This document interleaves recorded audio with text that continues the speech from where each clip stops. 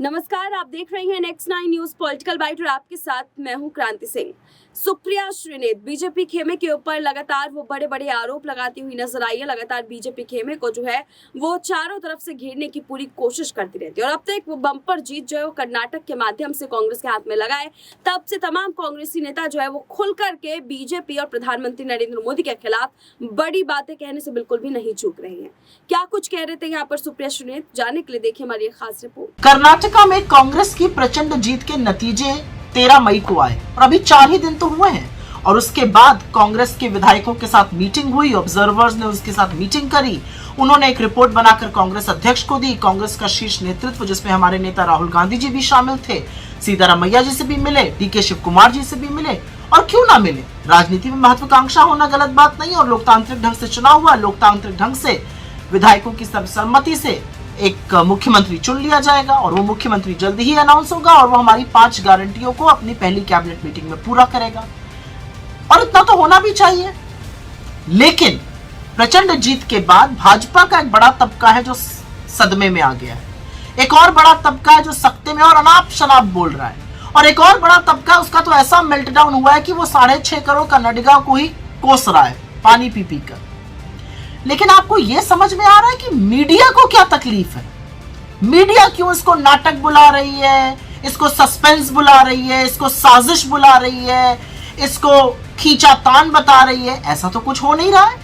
क्या मीडिया को याद नहीं है कि 18 दिन असम में लग गए थे और 11 से ज्यादा दिन उत्तराखंड में लगे और हफ्ते भर से ज्यादा उत्तर प्रदेश में लग गया और 1 महीना लग गया था महाराष्ट्र की कैबिनेट घोषित होने में? मीडिया को सब याद है।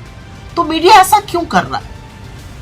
इसके पीछे एक बड़ा राज है, एक बड़ी कहानी है और सुनिए आगे की कहानी।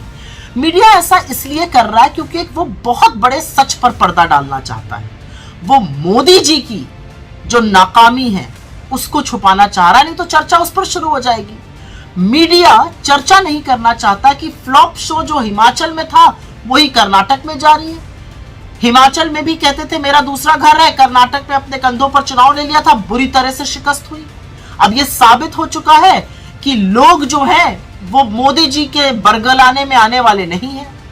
लोगों के अंदर गुस्सा है, जितना मोदी जी बोलते हैं उतना गुस्सा फूटता है और उतना उनके खिलाफ वोट पड़ रहा है। लोगों को समझ में आ गया है कि ये बस अपना दुखड़ा रोएंगे, अपनी बात करेंगे, नहीं तो नेहरू की बात कर देंगे, इधर उधर की बात करेंगे, ना बेरोजगारी की करेंगे, ना महंगाई की करेंगे, ना करप्शन की करेंगे, ना उनके जीवन की बात करेंगे। लोगों को समझ में आ गया जब बोलेंगे तो बड़े बड़े जुमले और झूठ ही बोलेंगे। तो लोग अब गुस्से में हैं और उनका गुस्सा जो है वो वोट की तरह से फूट पड़ रहा है और इसीलिए नड्डा जी, वैसे तो आपकी बात नहीं सुनी जाती ज्यादा भाजपा में, लेकिन आपके लिए बिना मांगे एक सलाह दे रही है। समय रहते बचा लीजिए चीजों को भाजपा में, क्योंकि अब मोदी जी आपके जादुई छड़ी नहीं रहे, अब वो पनौती बनते जा रहे हैं। क्योंकि लोगों को 9 साल बाद समझ में आ गया कि ना कि कितने बदहाल थे ये 9 साल और कितना झूठ बिना पलक झपकाए मोदी जी ने बोला। तो वो जहां जाकर जितना भाषण देते हैं उतना आपके खिलाफ वोट पड़ रहा है। तो बचा लीजिए, नहीं तो बड़ी बुरी शिकस्त होने वाली है आपकी। और आपकी तरह से हम ये नहीं चाहते कि आप निस्तो नाबूद हो जाइए। हम चाहते हैं कि एक विपक्ष रहे।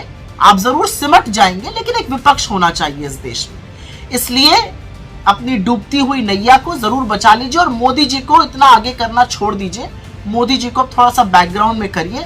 अब ये जादू की छड़ी पनौती बन चुकी है आपकी। और मीडिया के अपने बंधुओं को तो मैं बस ये कहना चाहूंगी कि थोड़ी सी बहस बेरोजगारी पर, महंगाई पर, अडानी पर, चीन पर हिम्मत दिखाइए और करिए, क्योंकि लोगों के लिए ये मुद्दे हैं। आपने तो लाख कोशिश कर दी थी कर्नाटक के चुनाव को भी मोदी जी के साथ, उनके सारे बंधुओं के साथ मिलकर कम्युनल बनाने की। किसी को याद नहीं है क्या कि 6 से 8 महीने पहले आप सिर्फ हिजाब की, हलाल की, इसकी उसकी बातें करते थे, लेकिन लोग क्या कह रहे हैं? महंगाई की, बेरोजगारी की, भ्रष्टाचार की बात करिए। उसका समाधान नहीं है तो ना आपके लिए वोट है और ना आप पर विश्वास है। तो जिस सच को आप छुपाने पर तुले हुए हैं मीडिया के मेरे साथियों, मीडिया के मेरे चरण चुंबकों, मीडिया का जो अधिकांश हिस्सा गोदी में जाकर बैठ चुका है, असलियत देखिए इस देश की जनता क्या कह रही है। लेकिन मुझे पता है आप बचाव करते रहेंगे, आप करते रहिए, क्योंकि जनता भी अपना काम प्रबल तरीके से करने पर अब उतारू हो चुकी है। बीजेपी बीजेपी खेमे के ऊपर उनका ये गुस्सा अब इस बात की ओर इशारा कर रहा है कि चारों तरफ सियासी घमासान जो है वो और भी ज्यादा तेज होने वाला है। फिलहाल अभी की इस खास रिपोर्ट में बस इतना ही। देश दुनिया की तमाम बड़ी खबरों के लिए देखते रहिए नेक्स्ट 9 न्यूज पॉलिटिकल बाइट।